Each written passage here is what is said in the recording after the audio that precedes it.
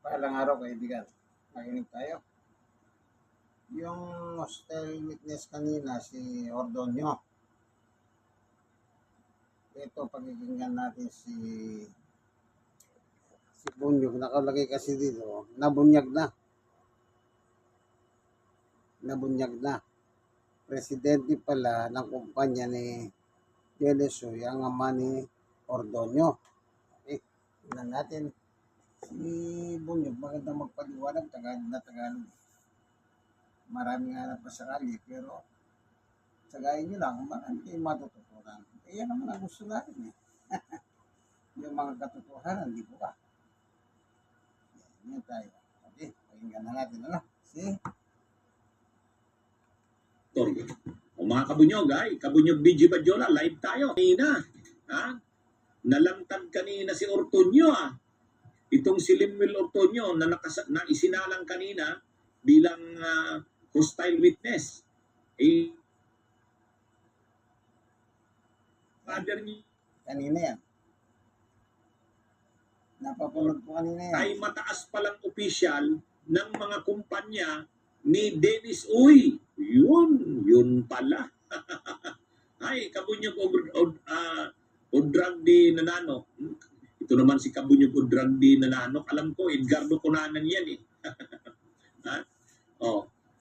So, mga Kabunyog, ayan, ang aking kababatang si Mike Arcio Pancho, nandyan na. Ito mga Kabunyog, ang lumalabas dito, itong si Ortonio talaga, yung sinalang kanina na hostile witness, hindi naman talaga makakakontra sa Duterte. Sabi nga kanina ni Attorney May Divina Gracia, nasa sirkulo ng Duterte talaga itong si Limuel Ortonio. Kumbaga ang pamilya nila nakaano mismo, ang kabuhayan nila nakakonect sa Duterte. Tinanong itong si Limuel Ortonio, ano po ba ninyo? Kaano-ano po ba ninyo itong si Ernesto N. Ortonio Jr.?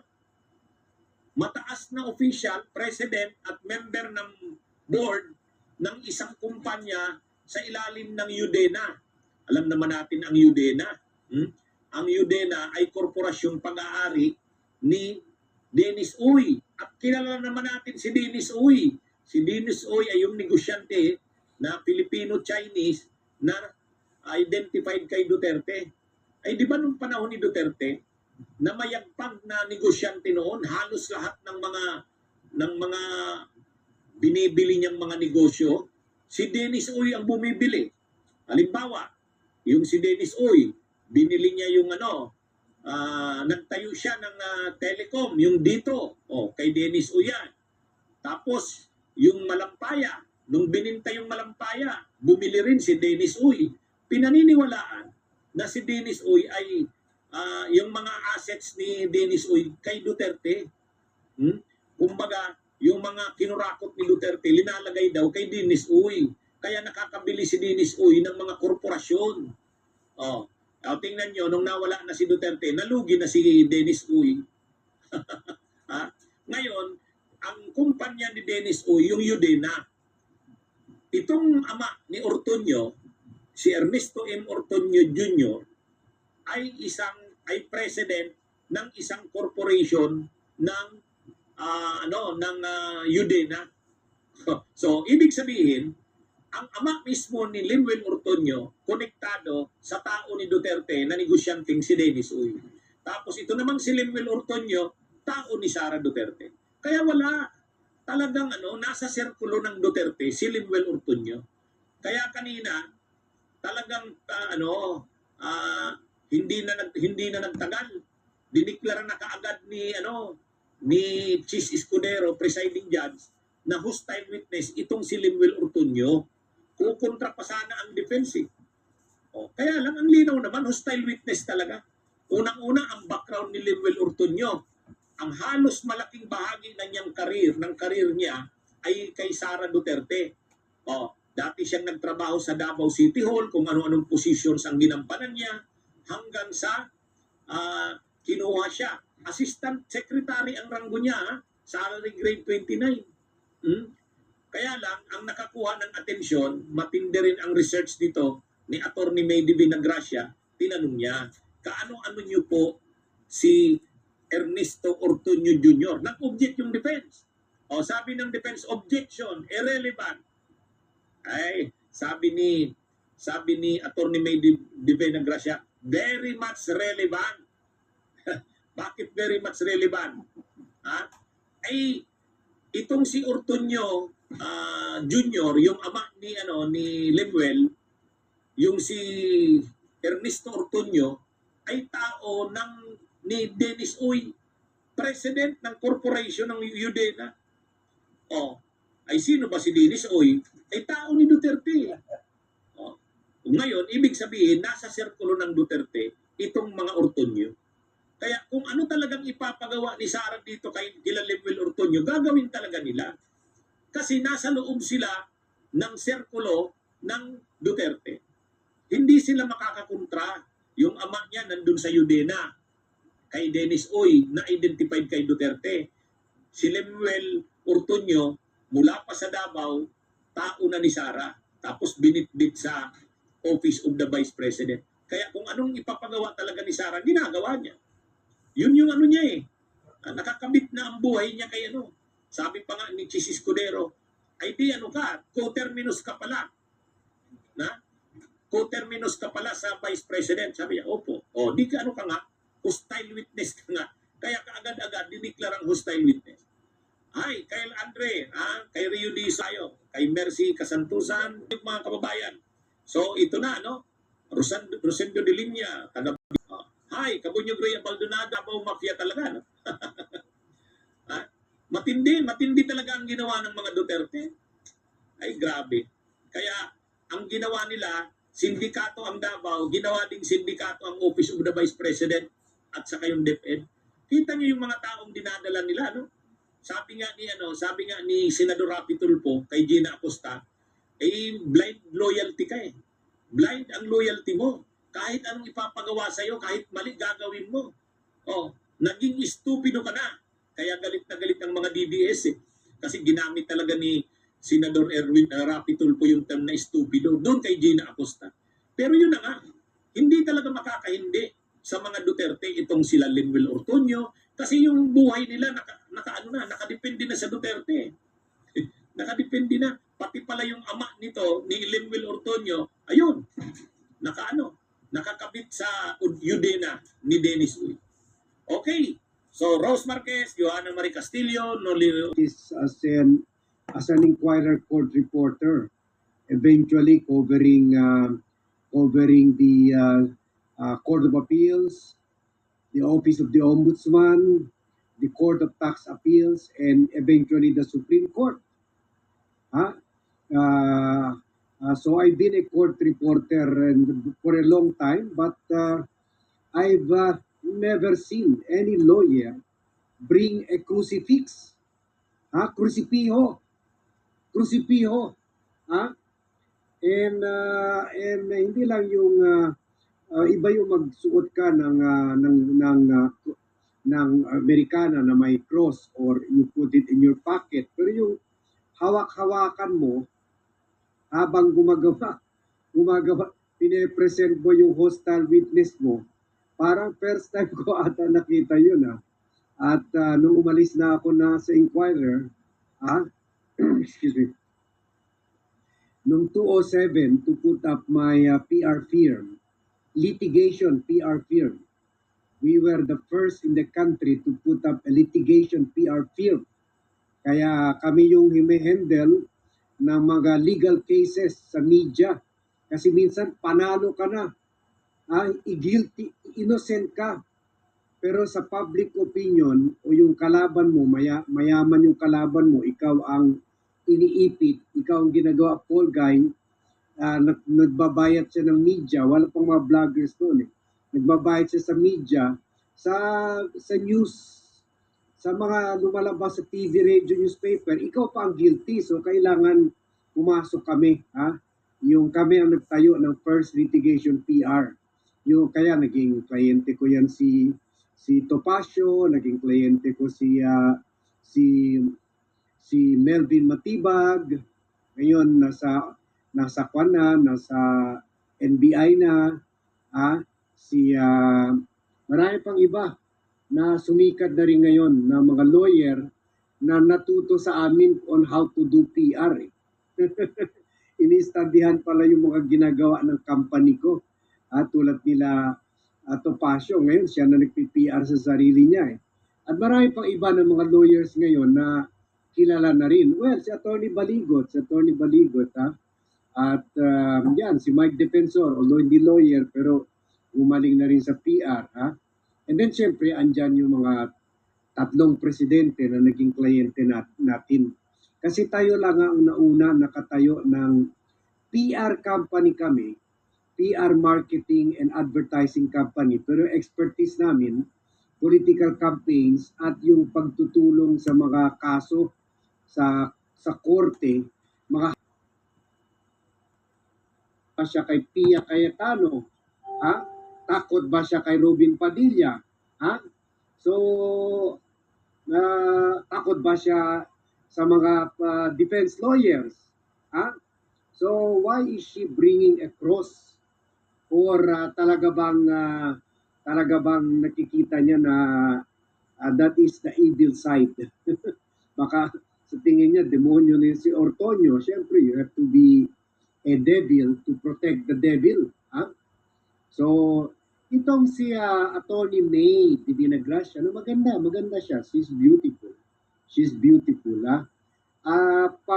Partner siya. Partner siya ng Con Nazario Velasco Catera and Divina Gracia Law Offices, CNDV. Among yung mga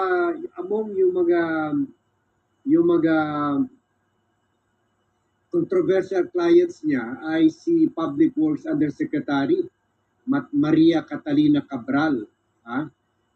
Yun daw si Cabral, kaya nag-suicide yun kasi nangongonsensya na siya. So siguro tinutulungan, pinipray over siya ni Attorney Divina Gracia. At meron rin isang lawyer, nakita ko sa Facebook, sinabi, she represented yung asawa ni Arnel Pineda. Naghiwalay na pala yung singer na si Arnel Pineda ng Journey. So, siya ang lawyer ng asawa. So, during sa briefing last June, sa press briefing last June, nung inintroduce siya ni mamamayang liberal Representative Laila de Lima, sabi niya, Attorney Divina Gracia is joining as a lawyer pro bono. Pro bono, ibig sabihin kahit kape hindi libre. Siya nagbabayad, pamasahe niya, damit niya, Amerikana niya, mahal pa ng mga Amerikana ngayon. Mga 10 to 20,000 na alaga. So yan. Kanya lahat bayad niya, pati research, pati staff, pati lahat. Bayad niya. Ang galing, no? Kung talaga, unlike yung kabila, mga 10 to 20 million ang bayad doon ni Sara Duterte. Malaki ang bayad, pero libre naman tapunan ka ng laptop at refrigerator at desktop. Baka kaya buhatin ng desktop. Yan. At expert siya sa commercial, civil, and criminal litigation. She has expertise in arbitration, product liability, corporate rehabilitation, intra-corporate controversies, labor law, and family law. She earned her Bachelor of Science in Legal Management, minor in Marketing from the Ateneo de Manila University. Kaya Ateneo versus Ateneo ito, siya Ateneo de Manila, si Defense Attorney Christine Ferrer, Ateneo de Davao.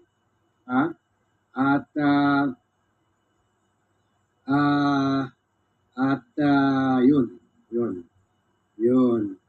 At nagtuturo siya ngayon part-time law at the Ateneo de Manila. Yun, oo. Thank you sa anak ko na kumukuha rin ng law sa University of the Philippines who provided me with this information. Thank you. Okay. So, tingnan natin, in case hindi nyo pa napanood kanina, medyo kwan siya medyo sa una, medyo kakapa-kapa pa siya. Kasi iba naman talaga kung nasa kwan ka, na nakatutok sa'yo yung buong Pilipinas. Iba talaga, kahit magaling ka na lawyer, makwan ka talaga, kahit paano maratel ka kahit paano. Sandali. Dali. Andito pala sa kabilang computer yung pinadala sa atin ng VAT team. Sana yun. Oh, bakit dali, bakit wala dito? Dito yung kanina. O yun. Ito pala, ito. O ito siya, in case hindi nyo napanood. Medyo kwan pa siya, kakapa-kapa. When you're ready. Yes, ma'am. Good morning, Mr. Antonio. Good morning, ma'am. I'm Buntay. Good morning. Mr. Antonio, naiintindihan ko po na ikaw ngayon ay nagsisilbing Assistant Secretary and Assistant Chief of Staff sa Office of the Vice President. Tama po ba? That's correct. Kailan naman po kayo nagsimulang manukulan bilang Assistant Secretary and Assistant Chief of Staff sa Office of the Vice President? Habang nagtatanong siya, meron siyang hawak na krusipilyo dito sa kanyang daliri. Yan na sinasabi ni Bunyog kanina. Meron siyang krusipilyo. Siguro, to defense the good. Kaya meron siyang crucifix. Di ba crucifix, simbolo ni Kristo? Kaya siguro, ganun dito si Atty. May de Gracia na bagong abogado ng prosecutor habang tinatanong si Lemer Antonio ay Ortonio na yung tatay niya ay tao naman ni Denisoy na si Denisoy connected kay Duterte sa matandang Duterte na sinasabi naman ni Bunyo. Isipin nyo, habang nagtatanong meron siyang prosecution sa kamay. Maganda. Tama po ba? That's correct. Kailan naman po kayo nagsimulang manukulan bilang Assistant Secretary and Assistant Chief of Staff sa Office of the Vice President? I started working as the Assistant Wala. Secretary and Assistant Chief of Staff last July 2022. Okay. Now, Mr. Antonio, at whose pleasure do you serve those positions? Dali, nawala. Bakit nawala? Pumasok si Kwan. Si YouTube. Sandali, Kailangan May, hindi na Gracia. Sana bukas medyo palaban na siya. Kasi kanina medyo malumay pa siya. Medyo malayo kay Atty. Kapunan. Matapang yun. Mr. Antonio, naiintindihan ko po na ikaw ngayon ay nagsisilbing Assistant Secretary and Assistant Chief of Staff sa Office of the Vice President. Tama? That's correct. Kailan naman po kayo No, kitang-kita hawak niya sa left side Assistant yung Secretary yung and kwan niya Assistant Chief of Staff Yung sa Office cross. of the Vice President? I started crucifixion. working as the Assistant Secretary and Assistant Chief of Staff last July 2022. Okay. Now, Mr. Antonio, at whose pleasure do you serve those positions? I report directly to the Vice President, Sara Z. Duterte. And prior to becoming Assistant Secretary and Assistant Chief of Staff, saan naman po kayo nagtatrabaho kung meron na? I used to work with the city government of Davao as the head of the Human Resource Management Office. Okay? Yung time, Anyway, napanood nyo na yan, no? O yan, no? Cross talaga, cross. Cross talaga, Pinakita naman niya yung cross niya. Hawak-hawak niya, hindi niya binitawan yan. Sabi niya, daming demonyo dito, bakit ko bibitawan to? Hawak ko ang krus. Hawak ko ang crucifix. Yung kabila, hawak ang pera at ang beat. O yun. Ito, sayang, hindi ko mapalaki yung kan. Hindi ko alam kung paano mapalaki yung Galing yung screen. Pero in-explain niya kung bakit na dala-dala niya yung crucifix. crucifix. Comfort dress. Sa comfort cross, do you always use that when Comfort. you face for it? Oh, sabi niya comfort cross daw yun. Yan. Eh lalo na yung kaharap mo mga demonyo. Talaga naman, kailangan mo ng comfort cross. Ha?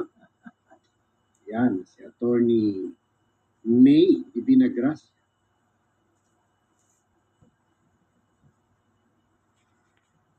Maganda yun, ano. Bagamat wala naman talaga tayong ano doon, kung may dala siyang crucifixion. Pero pagka sa mananampalataya, it means crucifixion is Jesus. Ganun lang yun. Sinapa ko si Jesus sa cross para isalba ang taong bayan. Ang tao sa kanilang kasalanan. Kasi kung di napa ko si Jesus, walang pagtubos, walang tutubos sa ating mga kasalanan. So, magandang dala yun, symbol yun. Yung crucifixion, para sa kanya, comfort daw, maybe, true or not, sa ibang mananampalataya, pero for niya, maganda yun. Kahit pa paano, sabi nga ni Armando demonyo ang kabila. Siyempre, alam nyo naman kung sino demonyo yung tinutukoy. Ang grupo ni Sarah. Kaya maganda yun. Meron siyang to comfort. Ano po? Yan. Pero sa Bible kasi ang comfort, nang si Jesus umakyat na sa langit, sasabi niya, susukuhin ko yung Espiritu Santo. To comfort, yun ang mag-comfort doon, ang Espiritu Santo. Sa Bible, pero yung crucifix, walang definite word about crucifixion sa Bible, wala tayong makikita dyan. Pero sa ganitong pangyayari, bilang isang abogado, si Atty. May, maganda yun. Siguro, kapag yung kalaban niya, malademonyo, nakikita niya niya sa crucifixion, baka sakali, baka magliwanag yung crucifix, pupunta doon sa kalaban, malademonyo. O maaari makusisya yung kalaban ko, nagtatakip siya ng isang kasalanan. Pwede yun. Okay, ganito na lamang itong kaibigan, ano? At least kanina napanood dyan sa impeachment ni Sarah na nakaupong hostile witness, walang iba kundi yung si Lebel Ortoños. Na yung tatay niya naman ay president na yung Uy naman, yun yung nababanggit tanong nyo kay former Senator Sonny Trillanes, kabisado niya yan. Natawa naman ni Duterte yung Uy. Sige po, hanggang dito na lamang, ano? God bless po sa inyo lahat. Bye! Lagi kayong magdasal dahil may hitang panahon kayo, kahit may bagyo, lalo mainit sa Senado. Okay? Okay,